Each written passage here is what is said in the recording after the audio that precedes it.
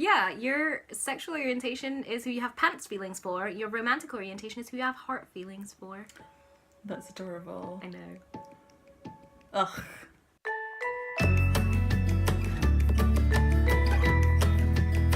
I'm a polypan, palaverous, paradoxical purple person, Jenny! And I'm not possessed by that pesky demon anymore, Lily! And welcome to Lesbianswers. Do you have LGBT questions? Because we've got Lesbianswers. What are we talking about today, Jenny? So today we have a question on Instagram from Ellie. So, what do I do if I like a person of the same sex but I enjoy heterosexual sex? Am I gay or bisexual or what? Please help. Ooh, interesting. We have a whole episode on LGBT identities and the words that you can use for yourself and what they mean and when to label yourself and how to label yourself, and that might be useful viewing, so you can go back and watch that one. I think this is a good time to talk about different types of attraction, because people talk about identity and orientation as though sexual orientation is the only orientation there is, and when you look into it, that's just not the case. So your romantic orientation is who you're romantically attracted to, who you can see yourself going on dates with and maybe hugging and maybe kissing, and who you can have that level of attraction to. And your sexual orientation are those people that you have a sexual attraction to that you might want to shag at some point in your life or their life. Right. And they are not always the same. Yes, a lot of people will be heteroromantic and heterosexual, or they will be biromantic and bisexual, or they will be panromantic and pansexual, or homoromantic and homosexual, or aromantic and asexual. And in many ways that makes things simpler, because it means the people you want to go on romantic dates with and you want to be around romantically are the same people who you want to invite into your pants. Not everyone has that handy little matchup though. Is that like a written invitation? Yeah. So we use the same prefixes to append to romantic as we use when we're talking about sexual attraction. So you get homo, bi, pan, hetero, romantic, aromantic, in the same way that you would get homo, bi, pan, and asexual. Romantic attraction is the people you want to go on dates with and you want to spend time with in a romantic way. You can like someone in a romantic way who is a different gender from the gender that you want to have sex with. Yeah. In fact, some people they're romantic but they're asexual, or they're sexual but they're aromantic. So they only want to do the sex part, or they don't want to do the sex part, they only want to do the dating part. And it's as fine as any other kind of identity. Yeah. You don't see much representation of aromantic or asexual people in general. Mm-hmm. And often when you do see that depiction, it's treated like aromanticism and asexualism are the same thing, which they're not. And in the same way, when you do happen to see like a gay person or a lesbian, it's usually assumed and implied that they're homosexual and homoromantic. Yeah. In many ways in our society, it's easier to just behave as though they align. So even if you are, say, pansexual but you're homoromantic, it's easier to just describe yourself as gay and not seek sexual contact with people of other genders than your own, because that way there's no confusion and it's easier to integrate your identity in that sense. I think that a lot of women are socialized in a way that they put a lot of their sexual feelings onto men because that's what they're shown. Yes. But female friendships, even in media, are often shown in a quasi-romantic way. Yeah. Where girls can hold hands walking down the street and girls can do X and Y and Z. So when we talk about this varying for individuals, I think that it can get even more blurred than just being like asexual but panromantic or similar, in that it can be really hard to tell what you're feeling for someone. For me, I don't really have a difference between being romantically attracted to someone and platonically attracted to someone. I don't even have too much of a difference between being platonically attracted to someone and being sexually attracted to someone, in all honesty. If I like you, then I like you. And if I like you and you happen to like me in a romantic way, I'm going to be quite happy to display those behaviours. And if someone likes me in a sexual way and I like them as a person, then I'm going to be quite happy to have sex with them as well. But yes, and when you're attracted to someone, when you like someone, particularly when you're young and you're not that experienced in it, it can be hard to determine what kind of attraction you're experiencing. It's like, do I want to have sex with this person?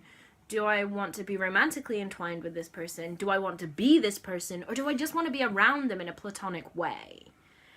And all of those can be very strong forms of attraction, but there can also be very different forms of attraction, and that can also make it really hard to sort out your feelings and your orientation when you're a young person.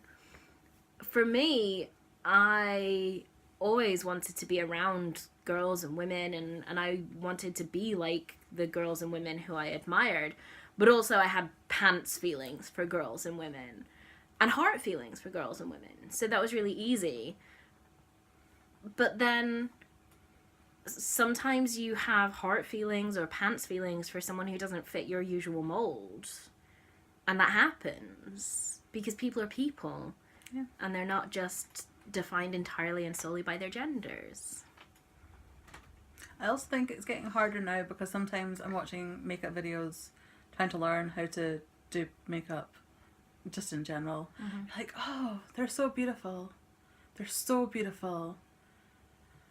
Am I attracted to them, or do I just really want to be able to do makeup like that?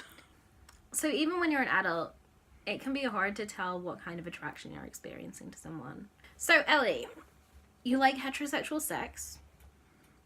So perhaps you're heterosexual, or perhaps you're bisexual or pansexual. Only you know that. But you like a girl. It is not unheard of to like more than one gender.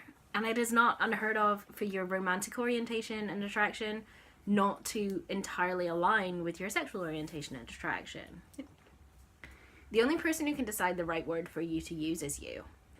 These labels can be helpful and they can be useful to explain yourself to other people when that definition is necessary, but you don't need to have a definitive answer. You don't need to have anything for yourself. And as we said before, it's okay to like swap and change as you feel is necessary. Maybe this is going to be a singular same-sex attraction and you might not want to define yourself by it. Or this might be a whole new world of finding out that girls are awesome. And some of the most beautiful women in the world have gigantic penises, and some lesbians have penises, and some women of all orientations have penises. I feel like we haven't been very helpful, Ellie, and I'm really sorry, but what you're experiencing is normal, and the way you define yourself, you don't have to decide right now. You can just be Ellie and like who you like. You don't have to declare who you are at 15. You don't have to declare who you are ever. Yeah.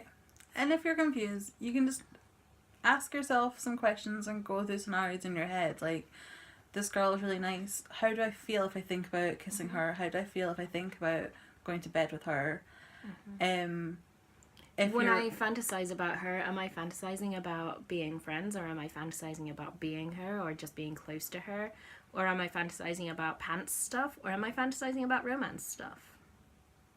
And it's also fun to try some of it out. Like, get to know the person and then find out if they may be interested in kissing you and trying things. And reading fanfic and things like that can be really helpful. And when you're reading it, read gen, read slash, read fem slash. Think about who you're imagining yourself as in these encounters. Like, when you read about a boy and a girl kissing, are you more excited about the prospect of kissing the boy or kissing the girl? Or both, equally? That might help you figure some stuff out. And then imagine yourself as a dwarf with a beard, because that's fun. And it's okay if your sexual attraction and your romantic attraction do not align with each other. That's fine. And it's normal. Yeah. And you will figure out the best way for you to live in the world that you have. But you don't have to pressure yourself to figure it out right now. Yeah. And if it is something that's troubling you, there are hopefully LGBT, like, queer kids groups nearby that you can join, and it'll have other people that you can talk to, because so many of us have gone through the exact same thing. And they might have more advice for you, and it's just helpful to know that you're not the only one. So good luck with that. Okay. So if you've got any other questions, or if anyone else has questions they'd like to elaborate on, you can email us at lesbianswers@gmail.com. You can tweet us at Lesbianswers. We're on Instagram at Lesbianswers, and there's a messenger function that I can almost work sometimes on Instagram. You're old. It's That's okay. true. And if you use the hashtag Lesbianswers on any other social media, we will be watching.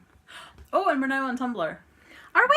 We're now on Yay! Tumblr. Oh, can they send us messages to our Ask Box? They can send messages to Ask Awesome. Box. We're not on Google Plus because why Nobody would uses we be? that.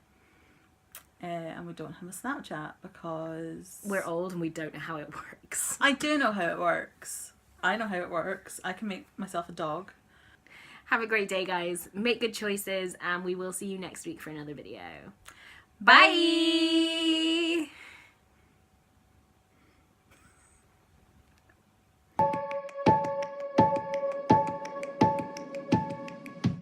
Your mouth is so pretty. Oh my It goodness. really is, isn't it? Can I wear that lipstick later, please?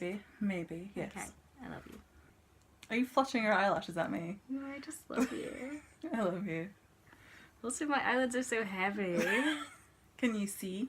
Yeah. Okay. You never listen to anything I say. I do listen to stuff No, you you don't. say. And you don't remember anything I don't remember it, but I do tune it out just in case it's about Alaska. I am getting dog walked about my love for Alaska again.